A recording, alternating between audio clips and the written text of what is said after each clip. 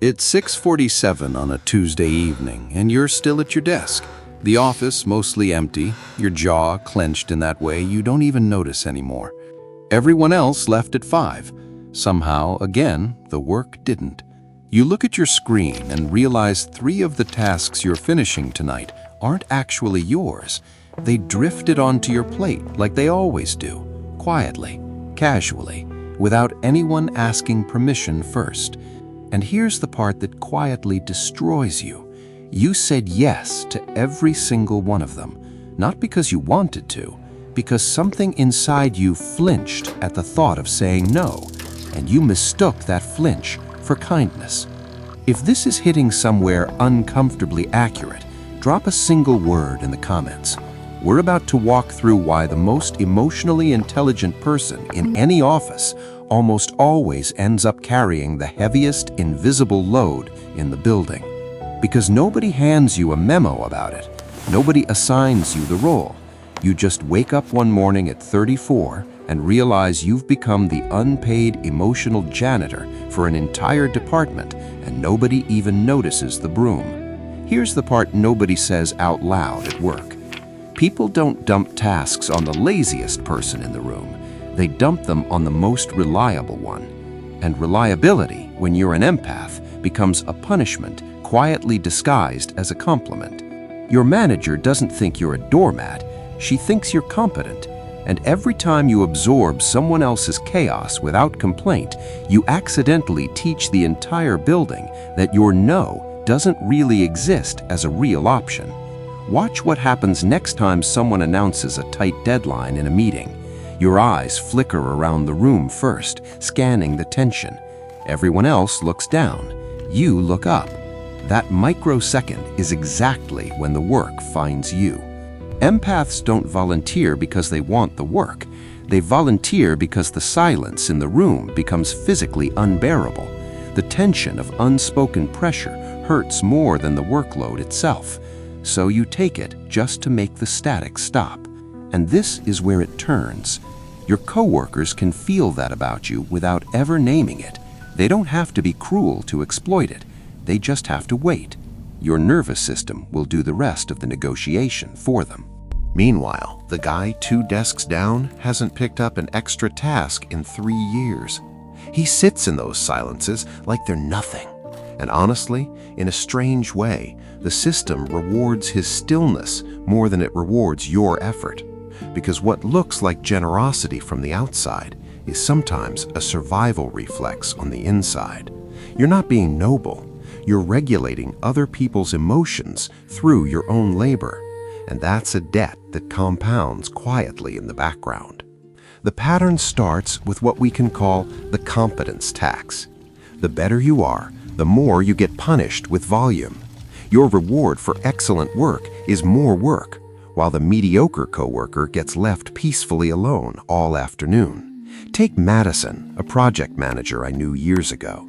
She was sharper than her entire team, so her boss kept trusting her with extra accounts. Within 18 months, she was doing the workload of 3 people for the salary of 1. Here's what nobody tells you. Companies don't reward competence with rest. They reward it with extraction. Excellence becomes a renewable resource they mine until the worker burns out completely or finally walks out the door without warning. And the cruelest part is the language they use. They call it being a team player. They call it going the extra mile. What they really mean is, we found the one person who won't push back and we're optimizing around her. Then there's the quieter exhaustion almost nobody names, emotional radar fatigue. You walk into a meeting and instantly feel the weight in the room. Who's anxious? Who's lying? Who's about to snap? Your body absorbs it for everyone. By 11 a.m., you've already done 4 hours of invisible emotional labor before you finished your first real task. And you wonder why you're exhausted by lunch while everyone else is laughing in the break room about reality TV last night. That sensitivity isn't a weakness. It's a high-resolution operating system running in a low-resolution office. The room is loud and chaotic, and you're trying to read every signal at once. No wonder your shoulders climb toward your ears by noon. Here's the part that hurts. When something messy comes up, a difficult client, a failed project, an emotional coworker, managers don't pass it to the strongest employee. They pass it to the safest one, the one who won't make a scene. Safe doesn't mean respected. Safe means predictable. Safe means she won't escalate, she'll just absorb it and figure it out somehow. That's not a sign of trust. That's a quiet harvesting of your nervous system dressed up as opportunity. Tyler worked at a tech startup where every interpersonal conflict somehow ended up on his desk. HR didn't handle it, his boss didn't handle it. They just kept saying, "Tyler's good with people." Translation: Tyler eats the discomfort so we don't have to. After 3 years of that, Tyler walked into his manager's office one Friday and quit without a backup plan. His boss was stunned. He'd mistaken Tyler's quiet competence for unlimited capacity. Bosses almost always do until the day you're gone. Then there's the guilt loop. Someone asks you to cover their shift, take their meeting, finish their report.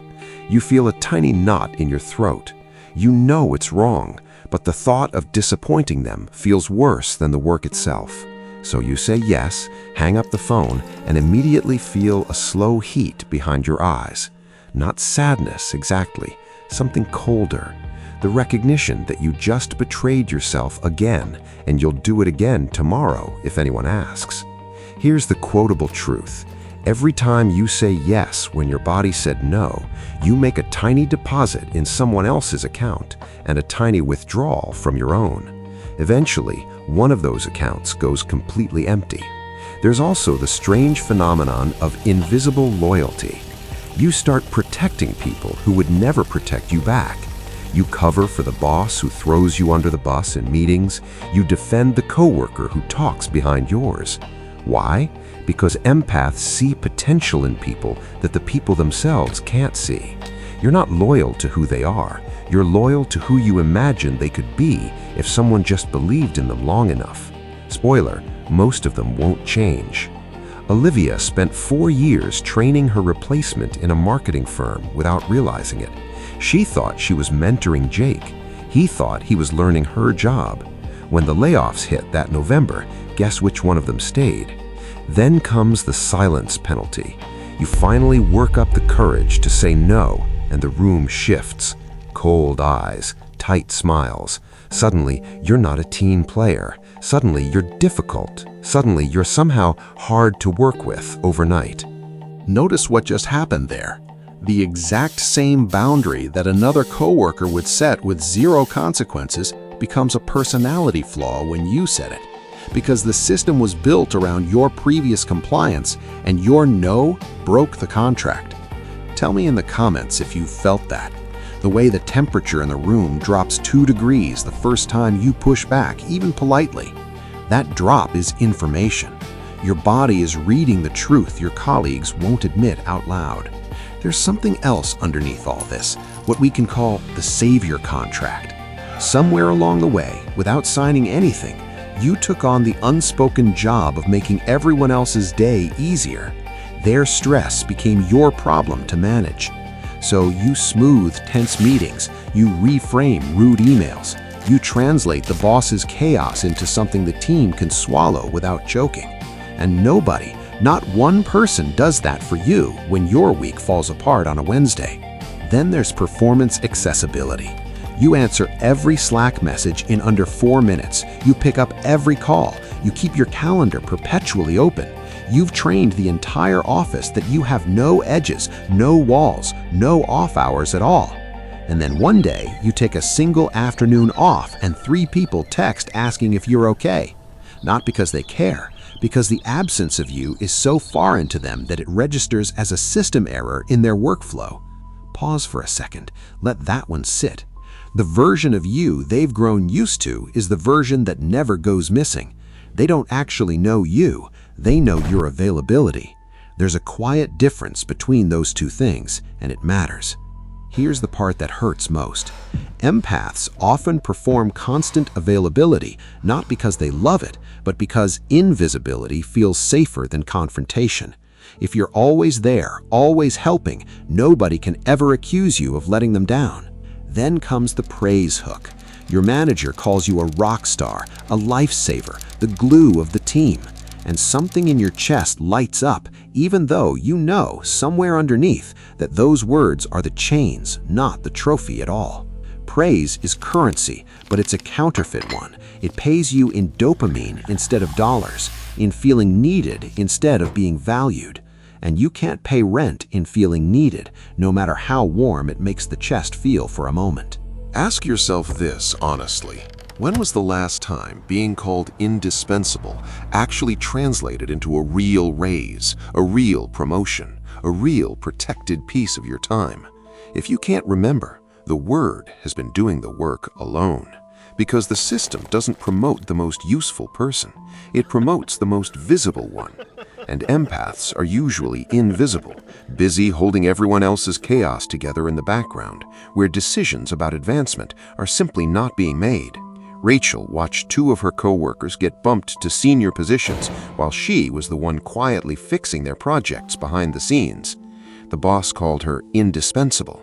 Indispensable, it turns out, is sometimes a polite way to say stuck. Then there's the boundary penalty. You finally write the email that says, "I can't take this on right now." You hit send, and for the next 90 minutes, your stomach is a tight fist and your hands are slightly shaking under the desk. Why? Because your nervous system thinks you just did something dangerous. To it, saying no isn't a professional choice, it's a survival risk. That tightness in your gut is decades of conditioning, telling you that disappointing people equals being abandoned. There's also something colder happening, the quiet weaponization of your empathy. The same coworker who dumps work on you all day suddenly comes to you crying about her divorce, and you sit there absorbing her pain while you haven't slept properly in weeks. People don't accidentally choose empaths to confide in. They choose them precisely because empaths can't say, "This isn't my job to hold right now." Your inability to refuse emotional labor is not a secret in that office. It's the most visible thing about you. And then there's the deepest layer, what we can call mirror exhaustion. You spend so much energy reading what other people need that you slowly lose track of what you need. Ask yourself right now what you actually want this week and watch the silence. That silence isn't emptiness. That silence is decades of your own desires getting deprioritized so consistently that they finally stopped raising their hand. Your wants didn't disappear. They just gave up on getting called on by anyone in your life. Now here's where it gets uncomfortable. This pattern didn't start at this job, or the last one, or the one before that. It started in a kitchen when you were maybe 7, and you noticed your mom's tone was a little off. You learned, before you could even spell the word, that being useful made you safer, that noticing other people's moods earned you protection, that being needed was the closest thing to being loved that the house could reliably offer a kid. So that little kid built an operating system out of hypervigilance. Read the room, anticipate the storm, solve it before it lands on the table. And that exact same software is the one running in your office right now, 25 years later. Your boss isn't your father. Your coworkers aren't your siblings, but your nervous system doesn't know that yet. It just sees authority figures and emotional weather, and it fires up the same old strategy that kept you safe at 9 years old. That's why saying no at work feels like it might end something. To your conscious mind, it's a small professional limit. To the 7-year-old still running the system, it feels like the kind of risk that gets you exiled from the family forever. Drop a word in the comments if you've felt that disproportion. The way a small workplace boundary triggers an emotional reaction the size of a hurricane.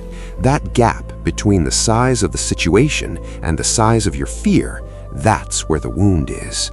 There's also the quiet conditioning of being praised for being good, quiet, helpful, easy.